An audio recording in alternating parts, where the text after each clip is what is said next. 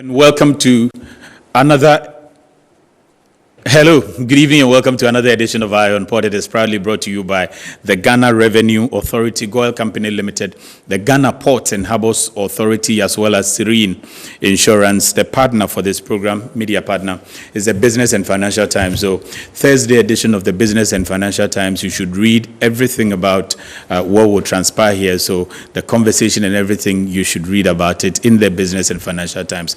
Ghana Web is also a partner. So, on Ghana Web, you should be able to read virtually everything that transpires here, plus many more within the port and maritime trade.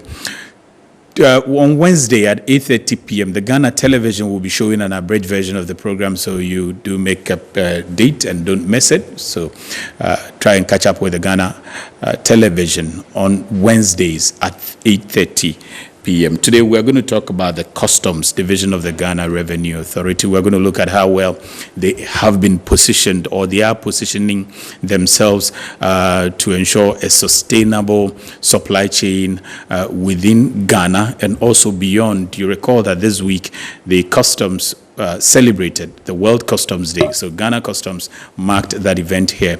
Quite a number of revelations, and Customs has been doing well.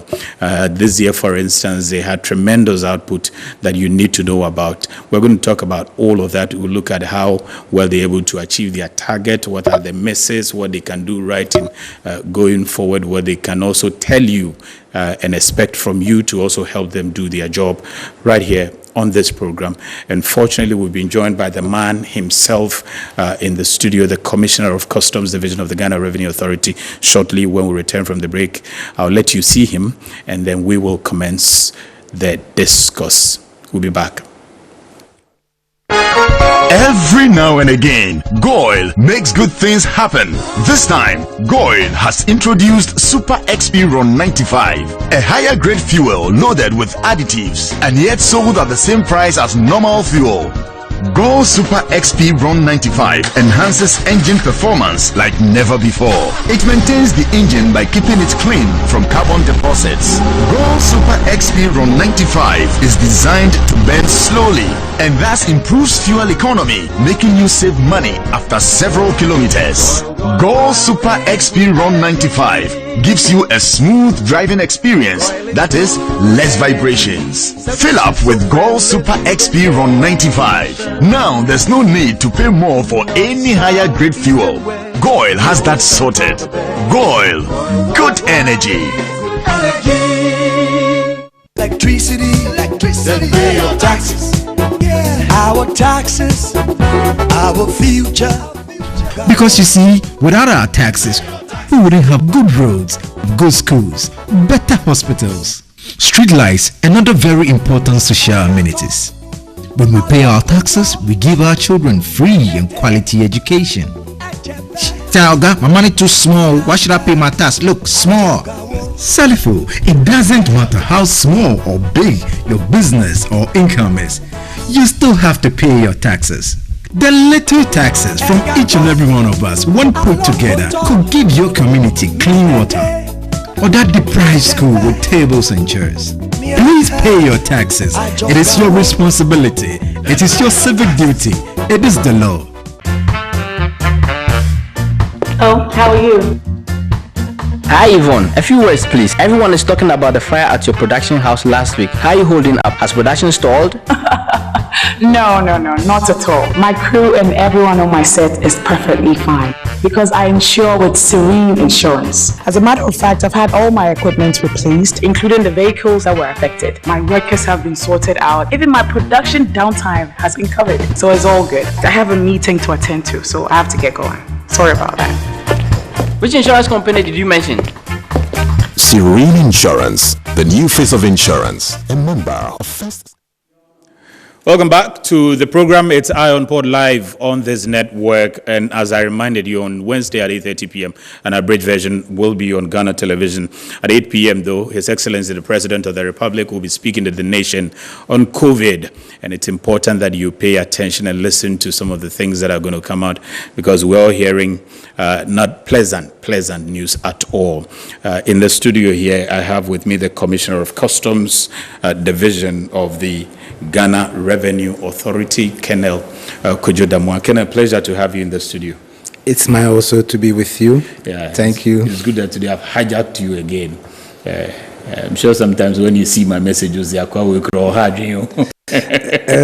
Well, you are a very important stakeholder, and we always love to be with you, except that most often there's so much pressure on me that I'm unable to personally honor the invitations, and I think I have able lieutenants who are able to stand in for me, and that's why I most often decide to delegate. It doesn't mean that when the opportunity comes, I will not seize it. And we also appreciate the fact that you always make available your officers and your colleagues who come in and discuss with the general public what they need to know about customs. We have a lot to talk about today. We know that you held the World Customs Day, so we would love to hear from your version what actually entails in that particular celebration. And there are quite a number of issues. I noticed that freight forwarders, business people, Ghana Union, Guta, I'm getting messages from all of them. They have a lot of questions for you. So today, Commissioner they are my friends. We will announce the phone lines as well as the WhatsApp messages. We'd expect you to begin to send the messages early enough if you want Commissioner to respond to some of them, because these days we don't have too much time to deal with all of that. In the meantime, let me just let you in on some of the happenings around the port and maritime industry, because the Port and Harbours Authority says that they will begin from first quarter. They have a target to begin implementation of the 20% containerized cargo at the port, and that's very important. You should know about it. Also, the customs held the World Customs Day. Let's listen to all of that and come back. The Director General of the Ghana Ports and Harbours Authority, Michael Lugoje, has disclosed that the management of GPHA has set the end of the first quarter of 2021 as the target to begin the implementation of 20% of containerized cargo bound for the port of TEMA to be handled by GPHA. Our hope is that we initiate the discussions by a letter from next week, and expecting MPS to be quite forward-coming with us getting an agreement, then we should be able to, by the close of March, have some form of agreement. Speaking at a staff deba, which strictly complied with COVID-19 protocols, the GPHA boss said patience and prudence had to be exercised over the rights to handle 20% of the cargo volumes because of the unique dynamics of the concession agreement. He said, while pursuing the signing of the agreement to allow GPHA handle 20% of the containerized cargo towards the latter end of 2020, GPHA were able to emerge successful in handling 10 to 12% of the said portion in 2020. When we traveled a long journey, we had to take a step to engage shipping lines and insist that we want to begin to implement that 20% while we wait for a signed agreement. It wasn't an easy one. But thanks to all of us, management and all staff, we worked together and ensured that at least we managed between 10 and 12% of that volume up to close of the year. The DG recounted the unified efforts of the staff union and management in persistently making their case to government to review and intervene in the matter of the MPS Terminal 3 contract over the past years. The Director General of GPHA also commended government for heeding to calls by the authority to handle reefer containers at its state-of-the-art reefer terminal. Michael Lugoje also explained the social benefits of the hybrid system of operations that the GPHA is currently operating as opposed to the sole landlord port authority system of operations. We have been able to showcase the advantages of the hybrid system, its impact on the liquidity position of the port authority, and our ability to provide the social requirement of government, which is to create jobs and provide the needed employment. The director of the Port of TEMA, Sandro Poku, called for a concerted effort of staff to attain the 180,000 TEUs target for the year 2021. We also have to rely on our operators to be up and doing, our logistics staff, and everybody combined to ensure that we get our targets, we achieve it. Also speaking at the Durban, the General Manager of Health Services Department of the Ghana Ports and Harbours Authority, Dr. Vitus Victor Anabisi, urged the staff to continue to abide strictly by the preventive protocols in order to protect themselves and safeguard the port from the importation and spread of the virus. The new variant that is here is more infectious, it infects more people, and by extension, it means more people will die or may die. The International Customs Day celebration has been marked in Accra by the Customs Division of the Ghana Revenue Authority with the support of allied stakeholder institutions and captains of industry. This year's celebration focused on the dedicated, united efforts of customs to progressively emerge from the coronavirus crisis and support businesses by strengthening the global supply chain. The Commissioner of Customs, Colonel Kwadwo Damwa, delivering a speech by the Secretary General of the World Customs Organization, Kunio Mikuria, said the COVID-19 has shown the importance of major innovative and technological concepts that the World Customs Organization has been promoting for years. Thus, customs administrations have been sensitized on the benefits of integration of technologies, and he expressed a commitment to continue to place the various administrations in the position to realize this objective. In order to address the vulnerability of customs to systemic risks such as pandemics, customs administrations will be called upon to build on the lessons learned and ensure that no one is left behind as we move towards a deeper transformation. The Director General of the Ghana Ports and Harbours Authority, who joined Ghana Customs to mark the occasion, recounted the collaborative efforts GPHA made with the GRA and other stakeholders towards maintaining business sustainability during the peak of the COVID-19 pandemic in 2020. I think the COVID happened at a time that things were even more difficult because we had COVID, and then we also had the deployment of icons, and we needed to combine both and still ensure that even the transitional period of deployment of icons and the challenges we had with COVID would still enable us to ensure business continued uninterrupted. The president of GIF, Eddie Akron, expressed the freight forwarding fraternity's unwavering support for customs renewal agenda to create resilience for a sustainable supply chain. If customs has wholeheartedly appropriated it in order to use it to bolster the recovery process and to fuel the renewal agenda in order to be resilient for a sustainable supply chain. The president of the Association of Ghana Industries, Seth Chum Akwabwa, in a speech read on his behalf, called for increased dialogue between customs and industry towards alleviating potential delays that may emanate from arduous processes. The Customs Division of the Ghana Revenue Authority used the occasion to award some distinguished customs officials across the nation for their outstanding services to Ghana Customs and the nation as a whole. Okay, so my guest in the studio is the Commissioner of Customs Division of the Ghana Revenue Authority, Colonel Kwadwo Damwa, retired. Colonel, retired. Okay, so Commissioner instead. Commissioner, welcome back to the program once again. Now let me begin with this bit of the World Customs Day. If you can shed light on it for us, those of us who are not within your fraternity, what did you seek to celebrate? Okay, first and foremost, the 26th of January of each year is set aside as the World Customs Day, International Customs Day.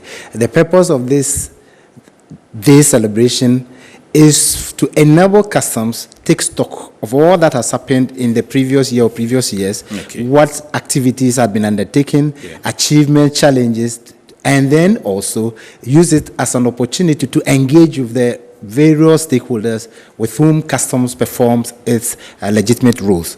So on that day, a team is selected, and that team runs through all customs administration worldwide. And usually a message is delivered by the Secretary General of the World Customs Organization. He does that in consultation with the World Customs Organization Secretariat and member customs administrations. So once the team has been selected, it means the expectation is that throughout the year, all customs administrations will focus on that team and ensure that we work in harmony, in unison, and achieve common goals. Customs activities are usually the type that the same things happen in all economies, in all nation states, in all member states. So we try to form a uniform way of dealing with issues. And then, most importantly, people who are deemed to have performed excellently or excelled in respective roles in their customs administrations are rewarded. And that serves as an incentive to motivate others to also try to achieve the best for customs. Okay, so when you say that you work, your work is uniform globally, does that mean that the practice of customs in Ghana, for instance, is similar, very similar to the practice of customs, say, in Singapore? Yes, it's either same or similar because the processes and procedures are the same. And because we know that we have language differences, we have a way of dealing with issues such that commodities are given specific codes, numbers, and these numbers are unique and applicable to the same commodities, consignments everywhere. So whereas we may have difficulties in communicating with, say, the Francophones, once you have the number and the number refers to a particular commodity, it means that once that number is written, it is clear to those using the French language or whatever language that this is what is being referred to. So that helps to standardize our operations. That's what I mean by all of us going the same way. So as much as possible, we all build databases that are applicable to all customs administrations worldwide. Okay, because I was interested in that particular area because quite often you hear from folks that, Ghana customs of one it's too cumbersome. That kind of thing. That's why I was interested in that area. Is it the case that you can have a cumbersome process of customs within Ghana's ports or within Ghana's borders, and it would not be the same elsewhere? The differences may arise as a result of the application of technology. We may be at different levels of the application of technology.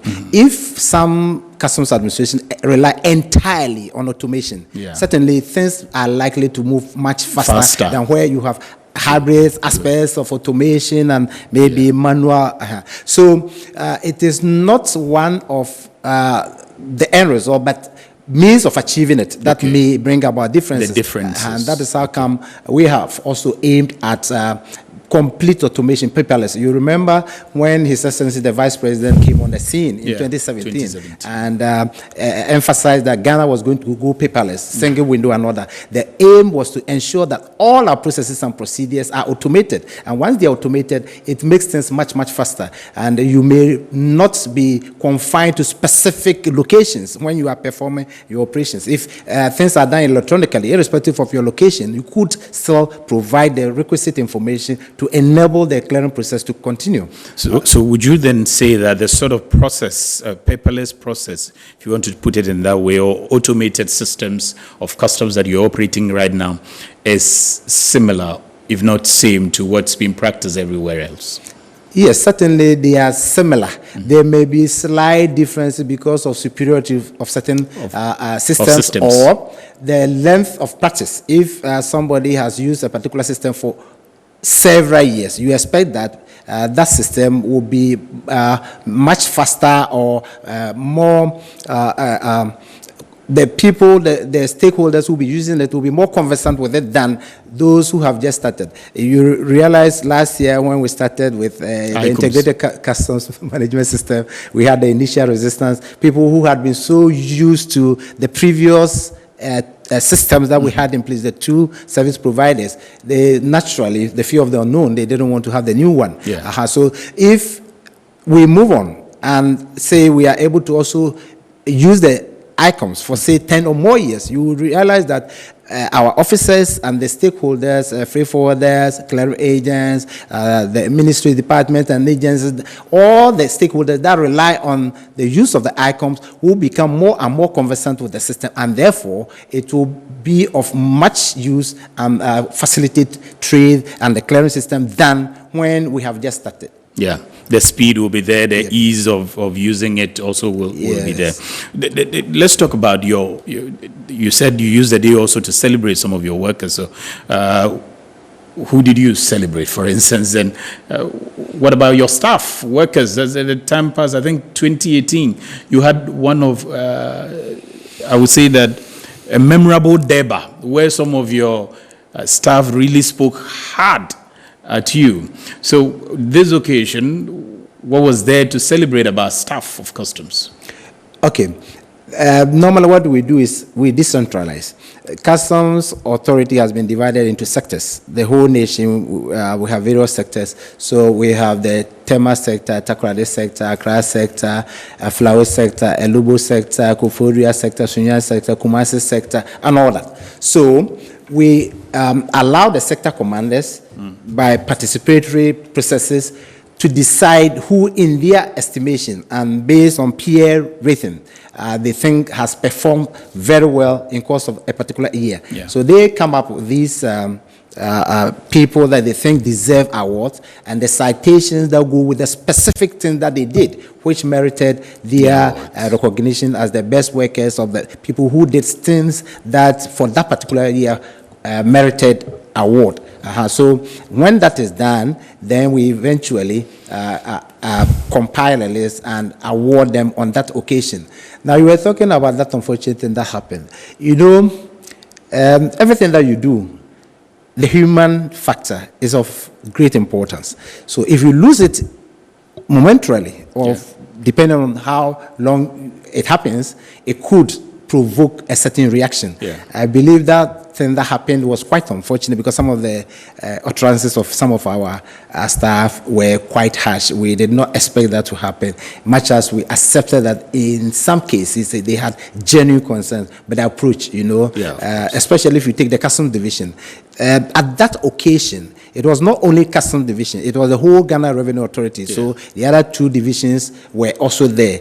And with Customs, because of discipline, we try and tend to be more measured in our approach to issues. Otherwise, if we were to also behave like our civilian counterpart, probably we could have also. But I think with the discipline, in most cases, you will not see or hear those type of comments coming from disciplined customs officers. Yeah. So talking about the work your folks put in, for instance, in the previous year, 2020 was one of the most difficult years. A lot of people admit because we had COVID from the very early stages. How did you manage that? Okay. Now, nobody anticipated that COVID was going to have a heavy toll on economies as it did. So in January, we had hoped that things were going to work well for us because we managed to cross 1 billion mark in terms of revenue for customs. From 2019? From 2019. Okay. So then suddenly, from February, COVID started showing its signs everywhere. And by March, the lockdowns were happening. So we needed quickly to accept the reality of the day and then try to make sure that we took advantage of the opportunities that the COVID pandemic offered, while also we taking into account the challenges. And we had to share information, we had to build our capacity, and we needed to establish partnerships of sister customs administrations, and then we also needed to engage more of our stakeholders.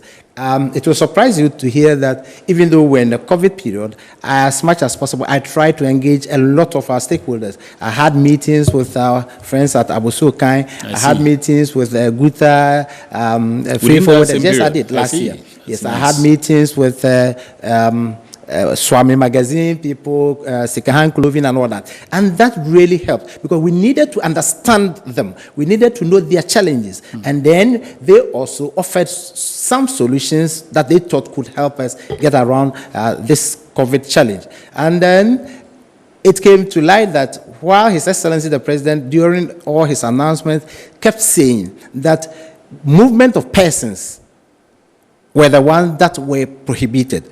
Movements of goods were still allowed by all the borders, by land, by sea, and by air. Initially, there were some difficulties. People didn't understand how you could have borders open for goods when human beings Passengers were are not allowed to come. So the minimum that you needed depended on the carriage, the conveyance means. If it was coming by a truck, articulated truck, naturally there will be a driver, there will be an assistant to the driver, and then also the goods themselves.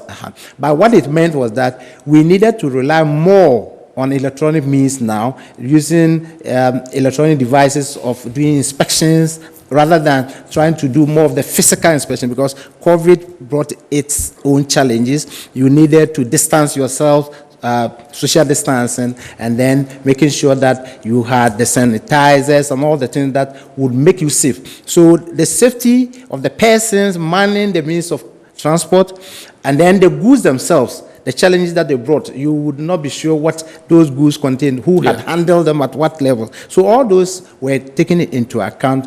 But fortunately, because we were sharing information, we were communicating with other customs administrations, because that had been the clarion in neighboring countries. Yes, neighboring countries, and within, for instance, we were having virtual meetings among West African customs administrations. Director Generals and the heads of customs administration were having virtual meetings. So we were sharing information, experiences of others were brought to light, and then it helped in the formulation of policies and taking appropriate measures to deal with the situation. For instance, East Africa, they have an advanced customs union. So we learned a lot from them. The countries are not many, 6 of them, but they have a very robust system where they use a lot of automation, and the safety measures that they put in place, we shared with them, and that also helped us to improve upon our own systems here. Okay, so for instance, the bit that intrigues me in what you just submitted is the people, the humans who accompany the goods. When the president says no goods should cross, the goods can come, but no humans are to cross. If you've got goods coming from, say, Burkina to Ghana, it has a driver, it has a mate. What arrangement did you put in place for the people accompanying the goods? Did you have a limit of the number of people who could accompany a particular truck, for instance, or what? Yeah, the World Customs Organization had provided means of dealing with these, and they had shared this experience with the African Union Commission on Customs, Director General's Conference, and all that. So, first and foremost, you had to take measures to ensure the safety of our staff, the customs officers who were dealing with these people, and then the people who were coming from other countries, neighboring countries, into our jurisdiction.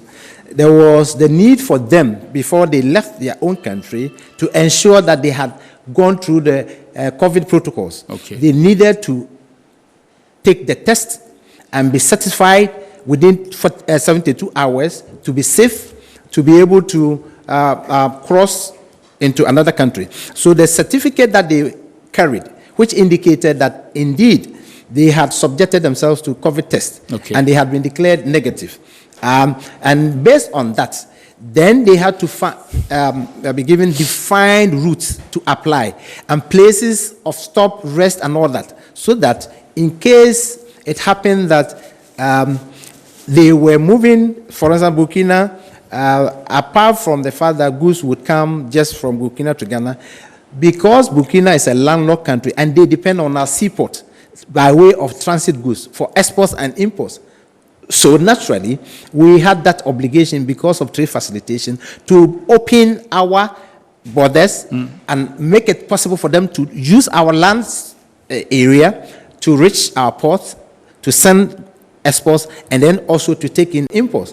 So, but what mattered most was that they have to be given defined routes that they should apply. They have to be given stop areas where they would be seen and they will be monitored, so that they would not easily mix up with the population that may be exposed or that may also affect them by way of the spread of the COVID. So all these were taken into account at customs administration level, so that before these movements were undertaken from your originating country, you would have to go through these safety measures.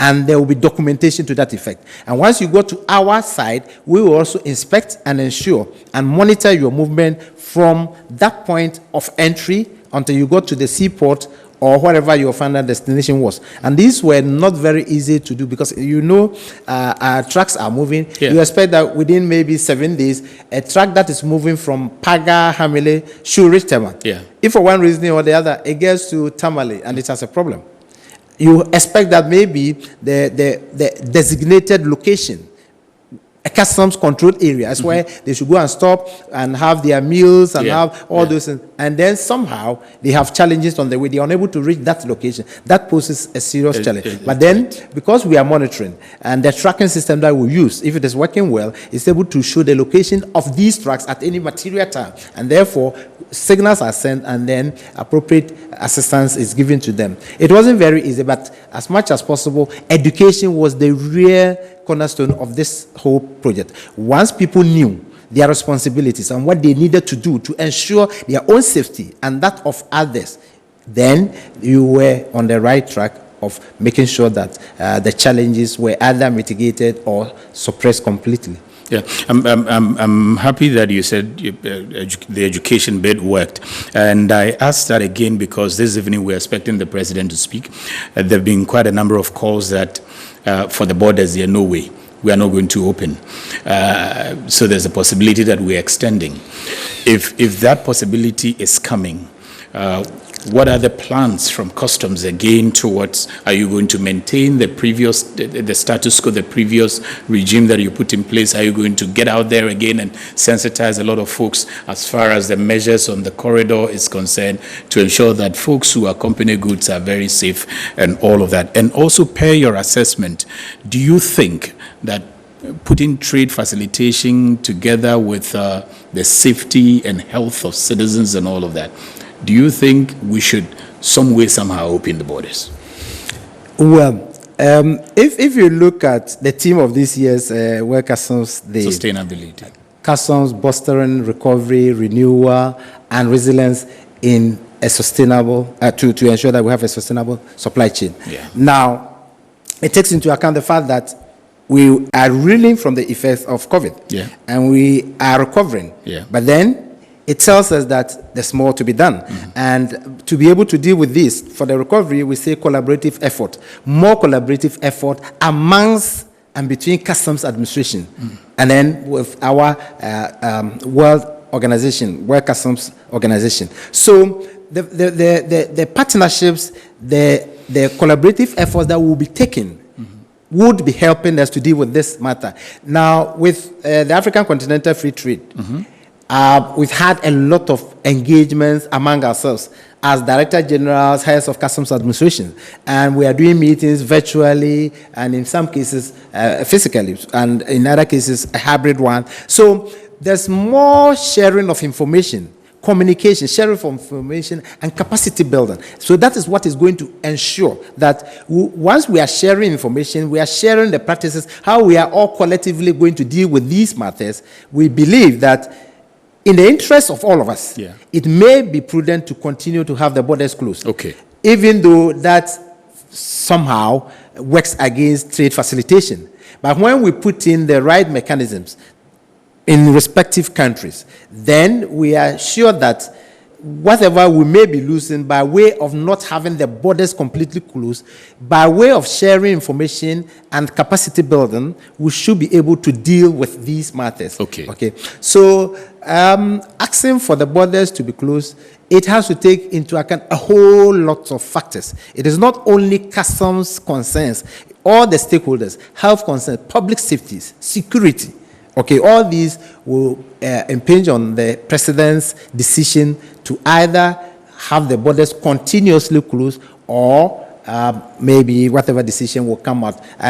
He has a lot of advisors who give him all the necessary inputs that inform his decision. And our president is a listening father. And when his advisors, experts have given him advice, he's likely to take the most appropriate, the most prudent in the interest of Ghanaians, because he says the people first. And that is what also is emphasized on by customs. Among the themes, one of them is putting people at the center of whatever we do, so that we make sure that the people, in terms of our own staff, in terms of our stakeholders, in terms of all those we engage in, and all the business communities, the individuals who work through their activities, trade takes place, and revenue is generated. All of us, our interests will have to be taken into account in every decision that we take, in every move that we make, and all that we do.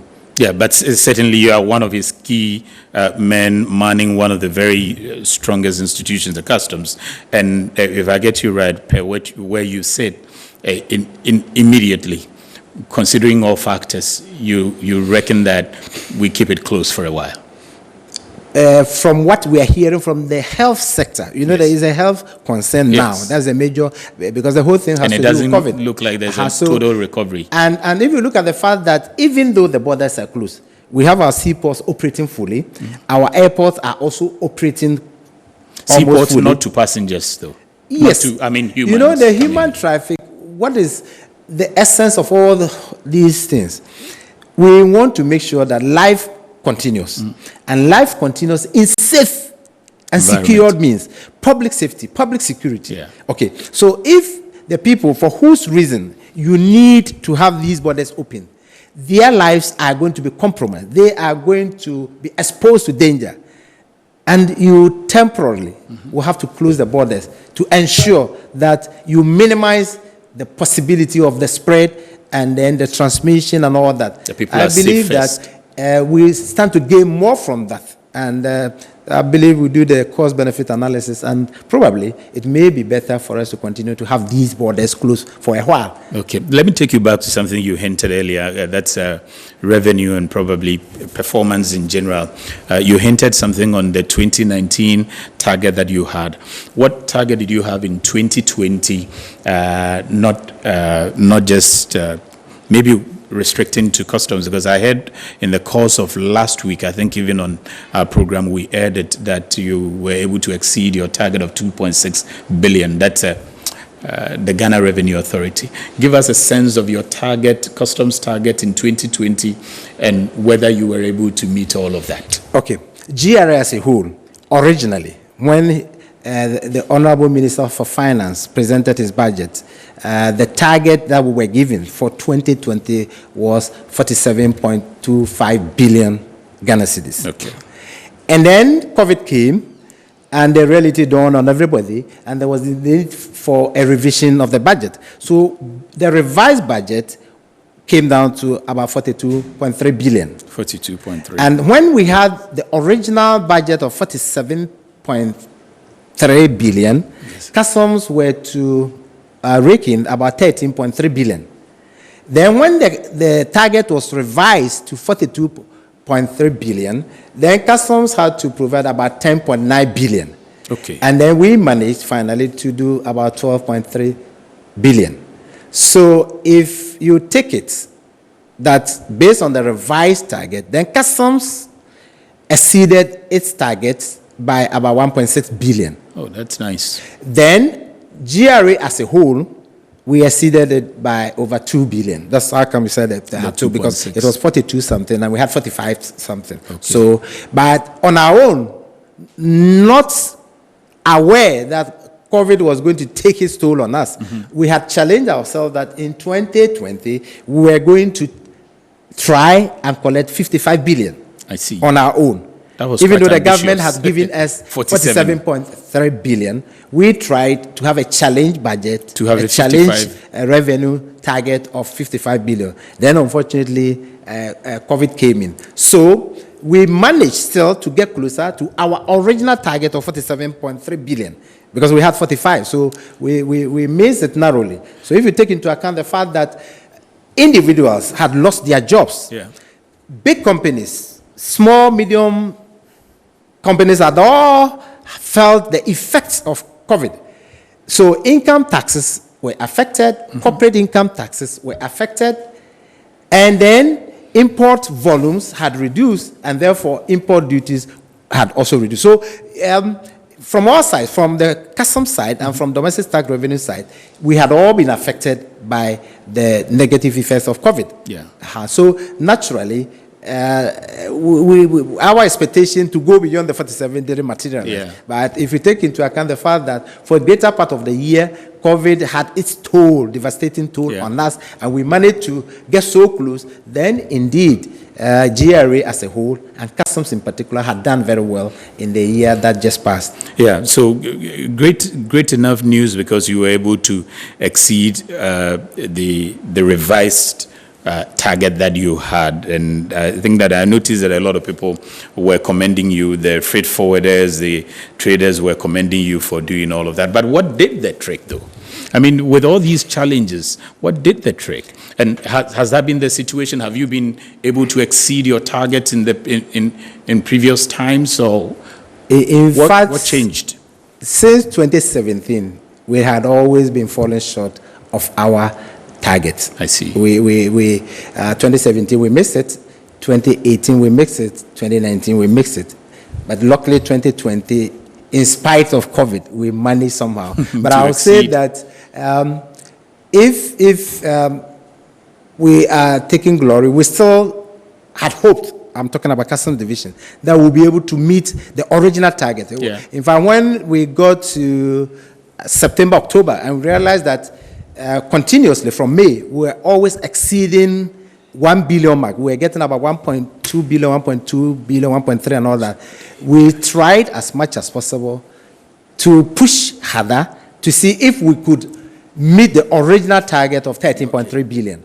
Unfortunately, we were unable to get it. But if you take into account the fact that volumes of imports had really gone down, and we had the COVID challenges, and in most cases, we had also introduced ICOMs, the initial hiccups, the nascent teething challenges that we had. Certainly, it affected. Did you lose revenues as a result of that?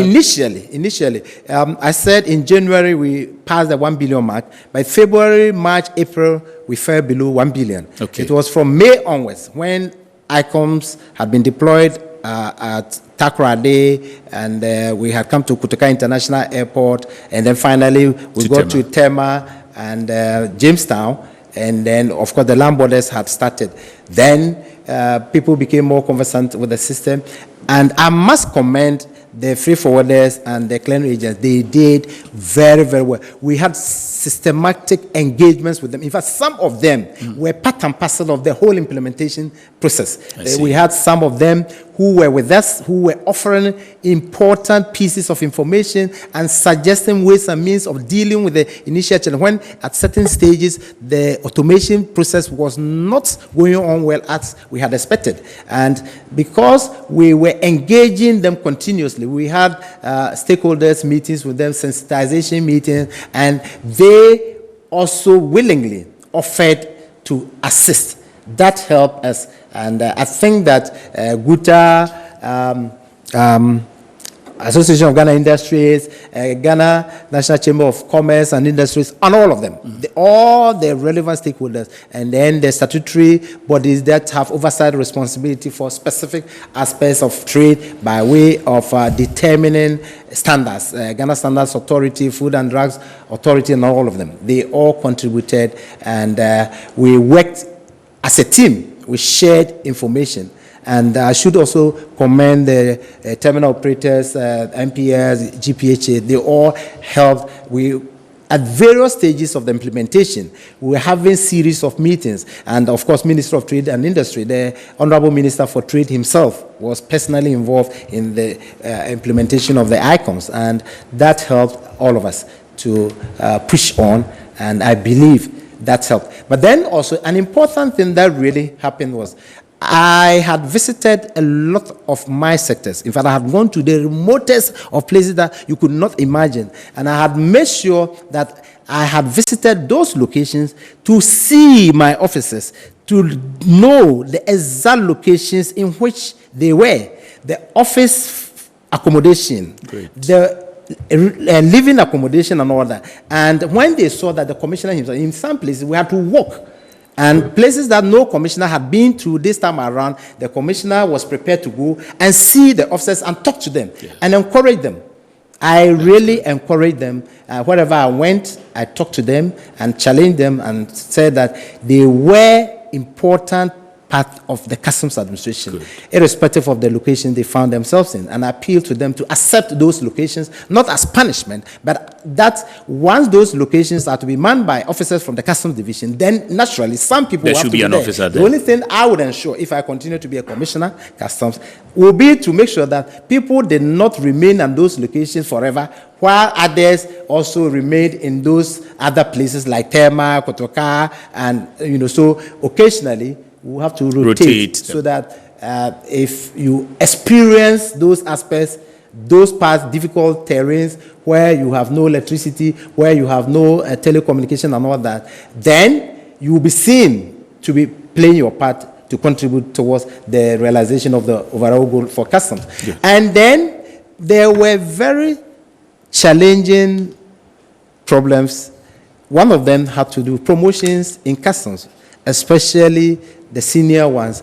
And there were a lot of hue and cry about that. People had remained in their ranks for several years, some for 12, 13, 14, 15 years, without promotion. I see. And because the SWAL services, revenue services, Customs Exercise Preventive Service, Internal Revenue Service, and VAT Service had come together, they were comparing. And you could see the average ages of officers in customs as against their counterparts in the other two divisions, the support services division. They saw their counterparts rising much, much faster than those in customs division. So I noticed that, and I drew the attention of top management and our board. The board was sympathetic to our cause, and then we started having promotion interviews and a lot of them. So they saw a lot of senior officers being promoted to the ranks of assistant commissioners, chief revenue officers, principal revenue officers, and that really touched them. And I challenged them. For instance, TEMA. I challenged them that TEMA was collecting close to about 84% of the total import duties. And therefore, if TEMA performs, it means customs will perform. Yeah. So there was a need for me to pay particular attention to TEMA. So I challenged the sector commander and his officers and told them that if they work hard, they will be rewarded with promotions and other incentives. And did that reflect? Yes, it did. I see. It did. And so 84% used to be in the past. So what did they garner this time around? What was the percentage? Close to, but this time around, the other sectors came up a bit. So TEMA's contribution came down close to about 80% instead of the 84%. But the others came up, because of the integrated customs management system. Now, Takoradi, Kotoka, Aflao, and Elubu had come up more than they were doing previously. So because they had come up more, and naturally the volume of imports from TEMA was also going down, it meant TEMA's contribution went down slightly. But still, TEMA provides the largest of the revenue. So you reckon that motivation to these in to fact, the workers motivation did great difference. Yes, okay. I'm going to ask you about the current situation, the target for this year, and what we hope to see. There are quite a number of things on your table this year. I notice that you've been giving some big title when it comes to the continental free trade area. You also still have COVID rising right in front of you. We'll see how all of that will play out. And then I will ask you about some policy regulations that you have in place briefly, all within about 5 minutes and so. But let me just announce the WhatsApp messages. I've seen a few come through. I will read them to you. You can send your WhatsApp to the numbers that you find on your screens, and that number is 0559019177. You may also call quickly 0205528353, and we will share your concerns with the rest of the world. So this one quickly from Ohima Tema says, good evening, Iron Port, and Happy New Year. 2 quick issues I would like to hear from the commissioner to touch on. One, please, I would like to find out the way forward in dealing with the issue of duty payment before shipping line release, especially as the port is working 24/7, but traders can't get invoices, make payment, or get release from the shipping lines on Saturday and Sundays. Unbearable delays in getting assessment after submitting a declaration. It takes a minimum of a week, if not pushed. It takes about 3 weeks. Sir, please do something about it, as your men are taking undue advantage. Traders and advantage of traders and agents. Would you like to respond to that before I ask my substantive? You ask your substantive. Let me ask sure my and chew on this one. Chew on this one first. But I wanted to find out. You are they call it competent authority for the Continental Free Trade Area. What does that mean, and what would you be doing? Okay. The Minister of Trade and Industry declared the Customs Division of Ghana Revenue Authority as the designated competent authority. Now, as part of the protocols of African Continental Free Trade Area, we have one of the annexes on trading in goods and services that talks about rules of origin. That is the Annex 2, rules of origin, which means that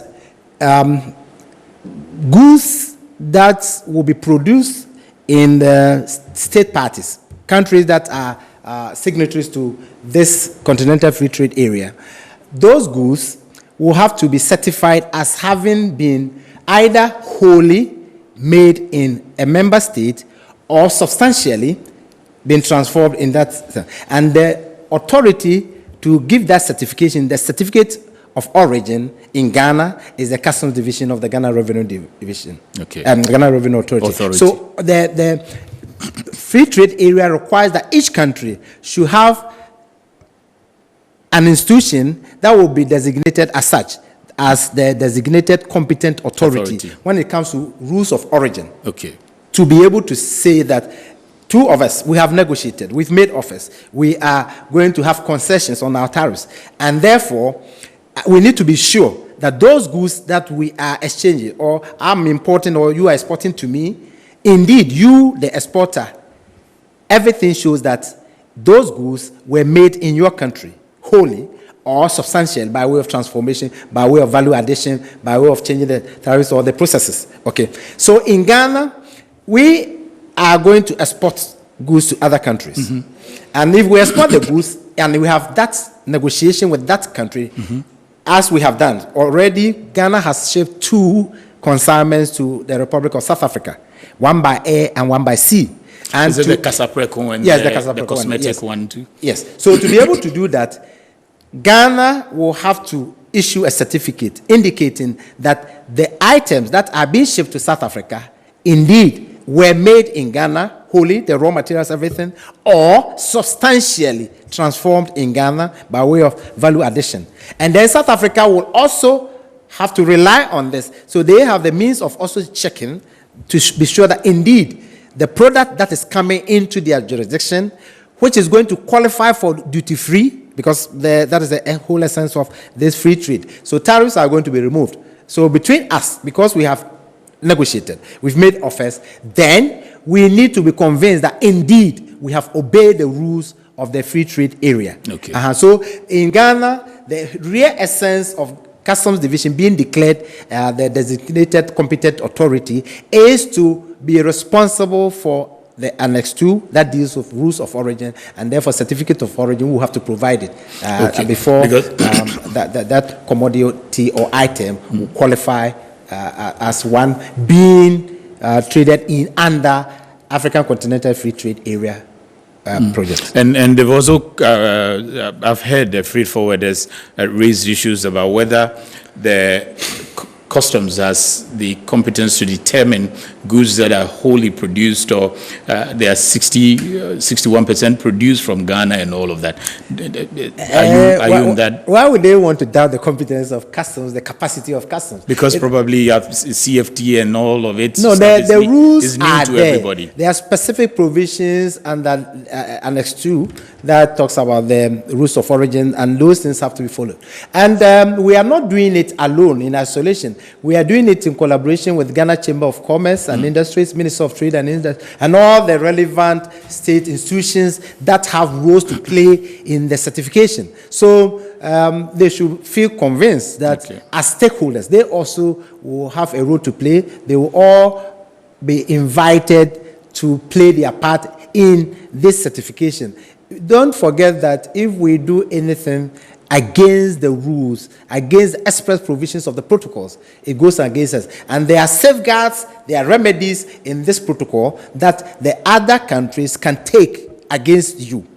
I mean, a member state that uses fraud to achieve anything, there are remedies and safeguards, and Annex 9 that deals with that. So once there's anything of that sort, then a report will be made to that member state government. It is the state government that take those legal remedies and safeguards, not the individual companies or businesses or institutions. It's state to state. The agreements have been negotiated between states. So the member state parties, then they would activate the appropriate legal processes and procedures to deal with these matters. So with this responsibility, and I'm sure many others, and looking at the environment now, well, what target do you have for 2021, though? 2021, you know that because of the change in government, the elections, the government is now trying to form a cabinet and all that.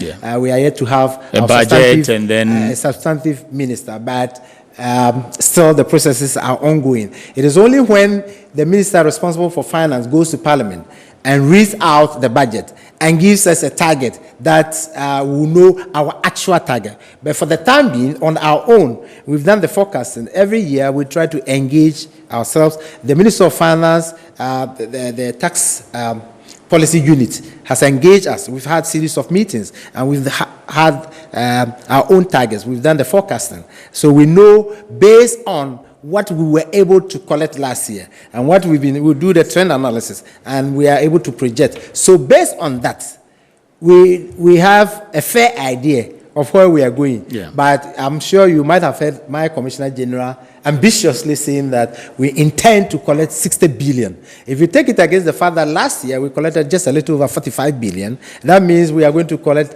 more by way of about 15 billion. I see. That appears to be quite ambitious, but we are challenging ourselves. I told you that last year we had challenged ourselves to 55 billion. But COVID made it impossible for us to even obtain our original target. We are praying that COVID may not be as devastating as it was last year, because now we have lessons to learn from last year. And because of the mechanisms we put in place, the synergies that and the collaborative effort, the partnership that we strike with other customs administrations, we are hopeful that probably things will move better. Let's try and help the freight forwarders with the questions that they put across. So this just, please, I would like to find out the way forward in dealing with the issue of duty payment before shipping line release, especially would you like to comment on that? And then the unbearable delays in getting assessment after submitting a declaration. If you have responses to that, it takes a minimum of a week, if not a week. It's unfortunate that we still have challenges with our clearance system. The whole essence of this automation, this new system, was to make sure that things are done much, much faster than in the past. So the expectation had been that maximum 3 days, or even in a day. I know of situations where certain goods are cleared within a day. Now, the documentation related to these transactions, declarations, before even the goods arrive, you have the opportunity, having your documents, to start the process. So if you start the process before the arrival of the goods, I'm sure you will be able to meet this target. But most often, they wait until the goods arrive, and then they start the processes. And when there are a few challenges, what we know that people should do is to be very truthful, the integrity of the whole process on all sides, our side and the side of the importers or declarants, agents, freight forwarders, is very, very important. If the documentation that you are bringing, first and foremost, is your, the transaction value is the one genuinely you are presenting, there shouldn't be a problem. Once you bring the genuine transaction value, the documentation gets to the Customs Technical Services Bureau, and they do the classification and valuation. You should ordinarily not have any challenges. It is where, in some cases, we realize that the values that the importers themselves or their agents, freight forwarders have put in there have some challenges, and they don't appear to conform to the benchmark values that we have established. Then there's the need for us to look at it and probably maybe vary it, and then you will now also have the right to make an appeal, and the appeal will have to go for hearing and all that. So these are some of the challenges. And then in the current system, there are some inbuilt checks and balances. There are certain permits that you need to obtain depending on the type of commodity you are bringing in. So if you need to have a permit, a license or something, and you don't obtain it, then the process somehow will be delayed. But if all these things are put in place, I don't want to believe, somebody was saying that unless you push it meaning some bribery sort of, we need to educate our stakeholders. That shouldn't be done. That shouldn't be done. In fact, there's an express provision in the Customs Act 891 that deals with bribery. And then there's this one, Commissioner, let me just use about 30 seconds to get it from you. You issued an order against sampling that the people should now ensure that they get that bill from the sample officer. What do you mean? And what are the plans for this year when it comes to regulations? Just in 30 seconds. The sampling, there's a provision in both the acts and the legislative instrument 2248. In the Act, the Act 891, Section 10 of it talks about customs laboratory. All customs administrations are supposed to have customs laboratory that will perform in conformity with the standards set by World Customs Organization. Now, and based on that, they are authorized. An authorized officer, a proper officer, is allowed to take samples. Now, when you put in a measure, you need to put in mechanisms to deal with possible abuses. So it is an attempt to deal with the possible abuses that the publication was made. You are authorized to pick samples in a prescribed manner. The LI prescribes under Regulation 18 the type of commodities, what you should do, and you must have a label. So you demand it, so that officer, authorized officer who has taken that sample will not abuse the system. He will take the right quantity as prescribed by the LI, and then when that quantity has been taken, you are aware a certificate is issued to you. The label indicates the commodity, the description, the quantity, and everything. And the Commissioner General is authorized to deal with the disposal of the. So it could be given back to you at the end of the analysis, or it may be disposed as authorized by the Commissioner General. But the whole essence is to make sure that our authorized officers do the right thing. They don't abuse the system. The sample taken is to make sure that the right description of the good as contained in whatever means that you brought it conforms with the documentation that you provided, so that the right value will be assessed, and then you effect the payment. Thank you, Commissioner. This one, I have to apologize that we wish that we had enough time, a lot more time to engage, because quite a number of your stakeholders have sent a lot of messages that we are unable to read. So tell them I'll be having a series of meetings with them, virtual and physical as well. So this one says to you that good evening to you and my boss. I am enjoying your show, and I want to congratulate Colonel Kojo Damwa for the great job he's doing for GRA Customs Division and Ghana. We believe in him, and we are looking up for more. Quite a number of the messages are like that. So this one says, Commissioner is God sent. He is super humble, extremely knowledgeable, plus many more. Thank you very much, gentlemen, for coming to the studio. Thank you, Commissioner. Thank you also.